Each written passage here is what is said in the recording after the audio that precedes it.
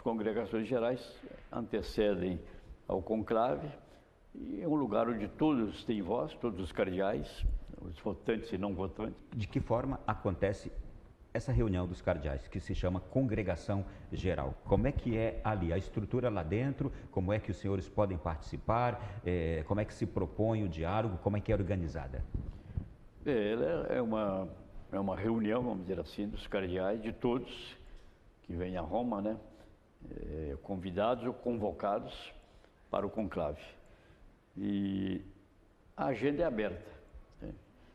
A palavra é livre, se inscreve para falar e o que, digamos, coordena a reunião, que é o decano, né? O cardeal Ré, ele vai dando a palavra na medida da medida em que alguém se inscreve. Há um tempo determinado de fala? Normalmente se tem deixado bastante livre, entende? O tempo também da intervenção de cada um.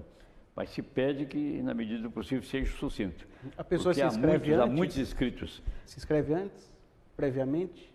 Você tem que se inscrever previamente. E há muitos inscritos, inclusive, provavelmente, amanhã é certo, teremos congregação geral. Sim. E provavelmente ainda segunda-feira e talvez até terça-feira.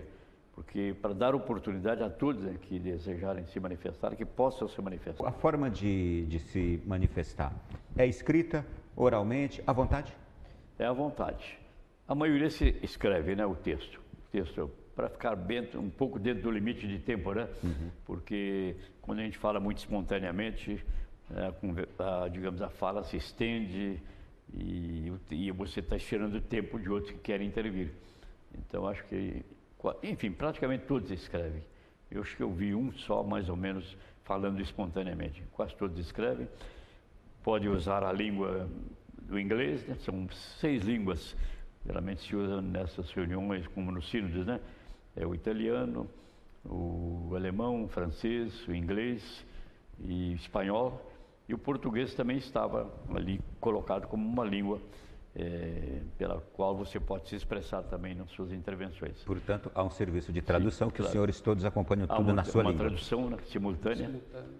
E para o português também creio que há essa tradução. E também, se alguém desejar intervir, que é muito raramente, eu vi algumas vezes no sínodo, se pode intervir também em latim. Ah, em latim. Mas teve algum? Eu já ouvi, no sínodo sim, mas muito raro, mas Dom Aloysio Loscheider intervinha em latim. Olha. Sempre em latim. Eusébio Chaves, do Rio, sempre intervinha em latim. São intervenções muito raras em latim, mas acontece às vezes, viu? Por exemplo, sei lá, alguém que é de uma língua que não há tradução, por exemplo, sei lá, uma língua oriental, entende? Sei lá, o japonês, digamos, por exemplo, né? Ou chinês. Então, muitas vezes, aquele que intervém prefere falar em latim, que seria uma língua mais universal para os cardeais, né? Embora hoje o latim não seja tão estudado, digamos, como se estudava no meu tempo nos seminários. A imprensa diz sempre que há ali 2 grupos divididos, dentro já das congregações gerais. O que o senhor pode nos falar sobre isso? Qual é o clima, o ambiente ali dentro? Percebe-se divisão de grupos ou percebe-se visões gerais das coisas? O quê? Não, um ambiente muito tranquilo, muito fraterno, entende? E todo mundo intervém com muita naturalidade, coloca aquilo que quer colocar assim publicamente, muitas vezes alguma sugestão para a Cúria Romana, outras vezes para o futuro Papa, alguns assentos que ele deve dar, né, no seu pontificado, aquele que for eleito, de modo que é muito espontâneo, cada um trazendo um pouco da sua experiência, né, de onde vem, porque o Colégio Cardinalício hoje é um colégio bastante amplo, grande, tá?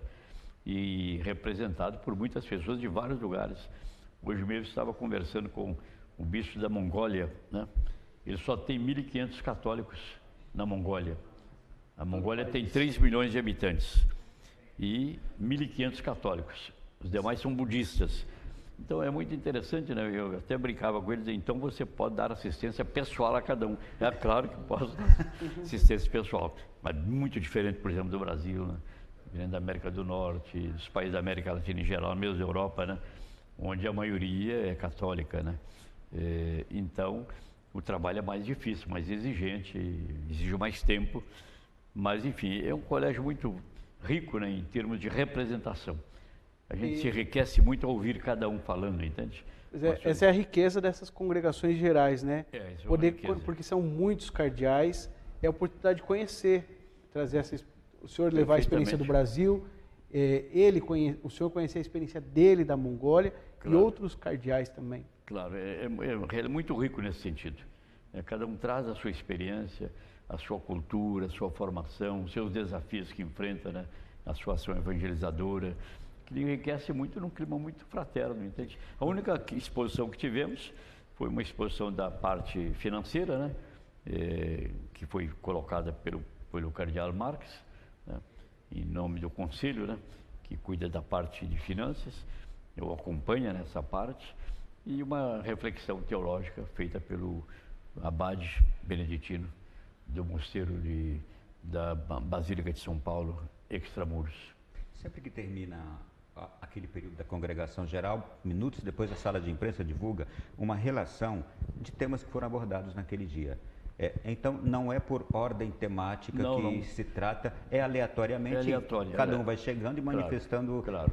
Levando a sua manifestação, que pode ser um desses temas aqui. Claro, pode ser repetitivo também, muitas vezes voltam aos mesmos temas. O que os senhores julgam ser mais proveitoso neste momento agora dessas congregações gerais? Eu acho que é o acento, digamos, que cada um vai dando para a ação da igreja, nesse período agora do novo Papa, né? Que no fundo é uma continuação também do que a igreja vem sempre fazendo, que a missão da igreja é evangelizar, é anunciar o evangelho, é anunciar Jesus Cristo, né?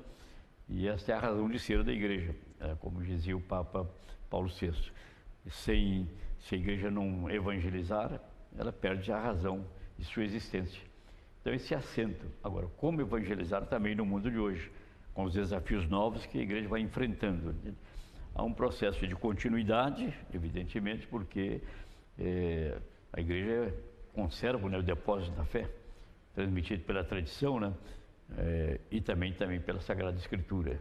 Então, esse é o farol, digamos assim, que vai iluminando a igreja no seu trabalho diante de novas situações, né, que a igreja vai encontrando ao longo da sua história, né, esses 2000 anos já de história da igreja. Então agora nós estamos também com desafios novos, né? Então se insiste em alguns traços, ou enfim, alguns acentos que devem marcar, é claro, o pontificado do futuro Papa.